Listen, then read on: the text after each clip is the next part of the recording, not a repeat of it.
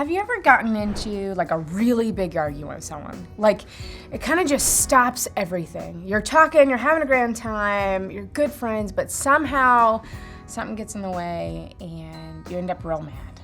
Well, in high school for me, I had a rough season. My parents and I could just never get along, right? I was always fighting. My boyfriend and I break up. People at school, they're just mean. Everything was just piling all at once. But I had this core group of friends that truly meant the world to me.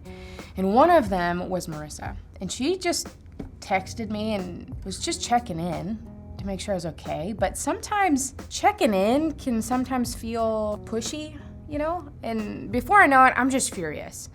And so I'm sending a whole bunch of texts back to Marissa about everything that has just royally annoyed me about her. And she tries for a minute to be kind and respond, and she knows I'm just stressed and angry about all these other things. And I'm accidentally taking it out on her, but it turns out we didn't talk for a few days. And truthfully, it really affected our relationship after that. We were never really the same.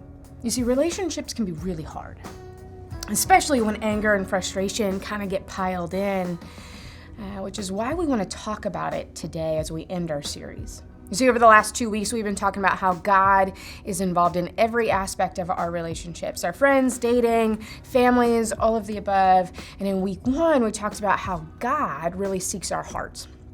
And he promises that when we seek him, we'll find him. And then last week, we ended up talking about how when we see people as valuable simply because they are God's children, he created them in his image. And when we see them that way, we can actually honor them in a way we couldn't before. So this week, we'll be talking about something that really isn't easy. Just simply, how do you have a healthy relationship? Because it is very important. And it's important that we love people no matter what. Now, what's also interesting to me is that we talk about loving others around LCBC a lot. But what I also know is that LCBC is really intentional about what we teach, especially when we pull it from the Bible. And so this is a topic that comes up often around LCBC, which means it has to be pretty important. But also, Jesus gave this as a very clear command several times. So his disciples, his closest friends, actually heard this multiple times also, which means it had to have been important to him too. Plus, we still have a lot to work on when it comes to getting this right. So clearly, I didn't get it right when it came to treating Marissa with kindness and love.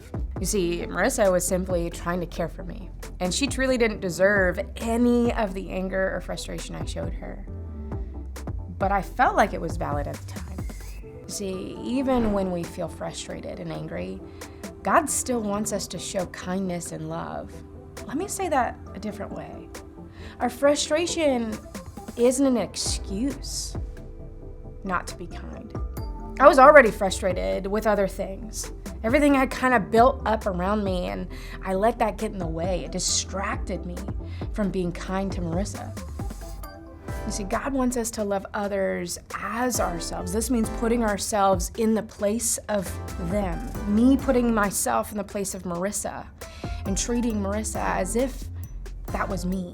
And so imagining how they might feel before I say something unkind, or it might mean taking a few breaths and focusing on what I'm grateful for. Actually, what's worked really well for me is that I often believe what I do or feel or say is right. So probably that person also feels the same way about their actions right now.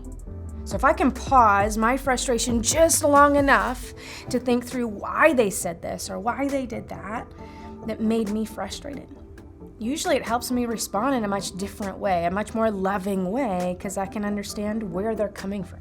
So if we think about our relationships right now, the ones in your life, what if you're getting frustrated because your friend isn't able to FaceTime you? And so you just take a moment and you remind yourself why you're grateful for that friendship, the person who cares for you and spends a lot of time with you.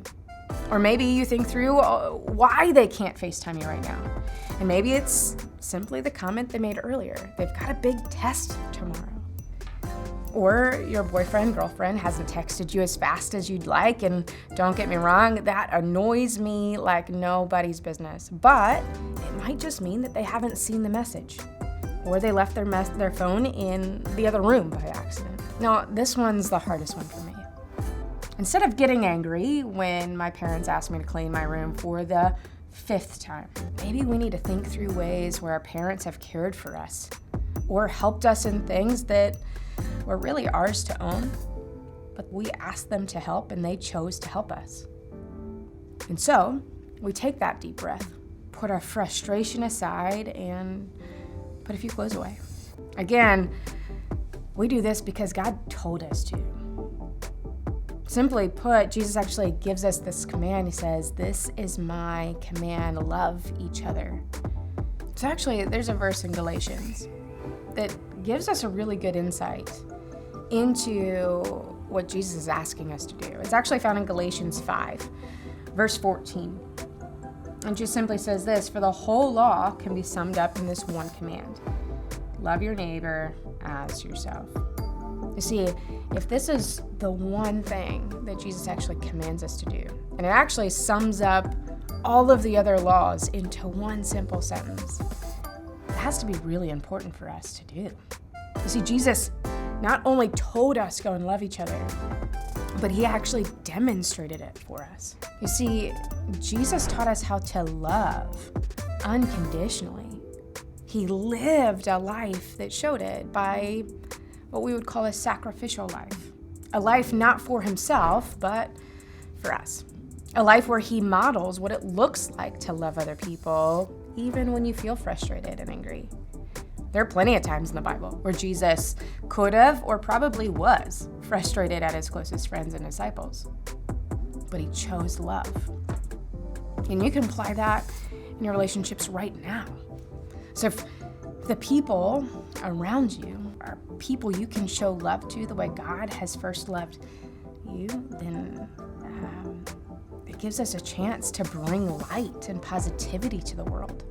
It gives us a chance to show others what God's love could look like. So I'm going to challenge you this week to look at the relationships in your life right now, your friendships, the person you're dating or talking to, your family. What is something in that relationship, those relationships there, that you need to work on? Do you need to do a better job of including God in those relationships in the first place? Or do you need to bring more honor and value to those people? Or simply, do they deserve more love than you're showing them right now?